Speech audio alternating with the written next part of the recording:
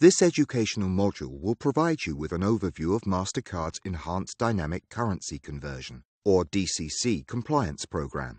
We will take you through the components of the DCC compliance program and utilize a case study to illustrate key aspects of the program. Before we delve into the overview of MasterCard's Enhanced DCC compliance program, let us take a moment to explain dynamic currency conversion. DCC, also known as Point of Interaction or POI currency conversion, is a service that is offered to cardholders by acquiring banks and their merchants. DCC enables the cardholder to choose to pay in either his or her home currency or the currency of the merchant location. While DCC is not a MasterCard service, there are MasterCard standards that must be followed by acquirers and merchants who offer DCC. The Enhanced DCC Compliance Program is designed to ensure that DCC services are offered in compliance with MasterCard rules. The program allows MasterCard to provide support to acquirers, their merchants and issuers while enforcing the rules, thus increasing cardholder confidence in the service and providing a single global point of contact for DCC. Let's take a look at an example of DCC compliance. Meet James, a British tourist on vacation in Belgium, who is using his UK-issued MasterCard while there. Before heading home to London, James stops by a Belgian chocolate shop and decides to pay with his UK-issued MasterCard.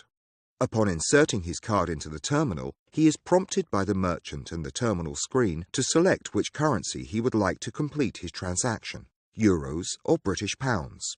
In addition to displaying the amounts in each currency, the terminal also shows the currency conversion rate that would be applied should James select to complete the transaction in his home currency, British pounds, thereby utilizing the DCC option being offered by the merchant. MasterCard requires that the merchant inform the cardholder that the decision whether to be charged in his home currency via DCC is for the cardholder to make. Additionally, as with James, the merchant must clearly communicate the local currency, the cardholder's home currency, and the currency conversion rate that will be used should the cardholder elect to use DCC. Finally, the merchant must accept the cardholder's decision and complete the transaction.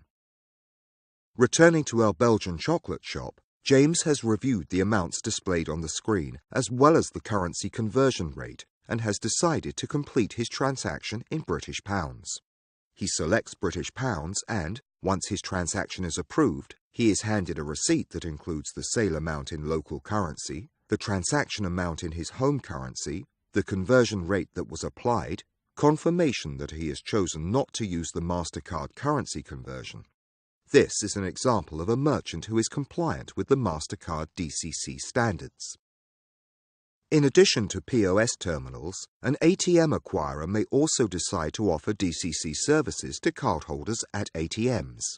The MasterCard standards for DCC at ATMs are similar to the requirements for DCC at merchants. The ATM screen must provide the cardholder with all of the information reasonably necessary to make an informed decision. This information includes the currency exchange rate and the withdrawal amounts in both the home and local currencies. Screen messages at ATMs or unattended POS terminals should prompt the cardholder to select between two explicitly stated currency options, such as between British pounds or euros, and not between a yes or no answer option.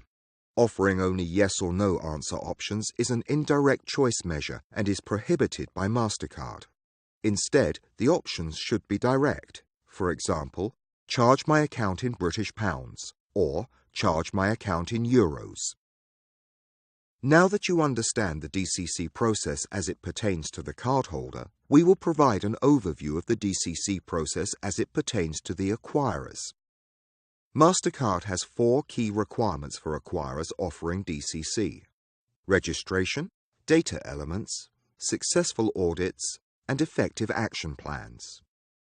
Let's review each requirement in depth. The first requirement is registration. MasterCard requires that all acquiring interbank card association numbers, or ICAs, that are to be used to offer DCC first be registered via the Manage My Company tool in MasterCard Connect. During the registration process, the acquirer will be prompted to register any service provider being used to help offer DCC services for the ICAs being registered. It is important to note that registration must be done on an annual basis, as it expires after 1 year. The second requirement is that all DCC transactions be identified by the acquirer in the transaction through Data Element 54, a field used for indicating additional amounts within the transaction data.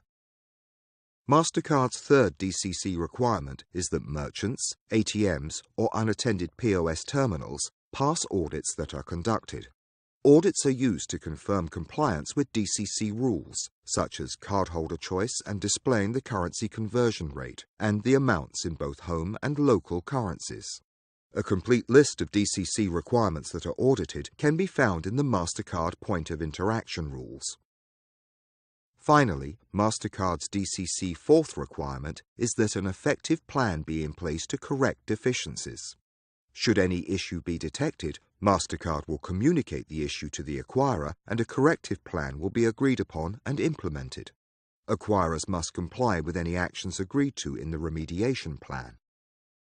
Congratulations on completing the MasterCard Enhanced DCC Compliance Program module.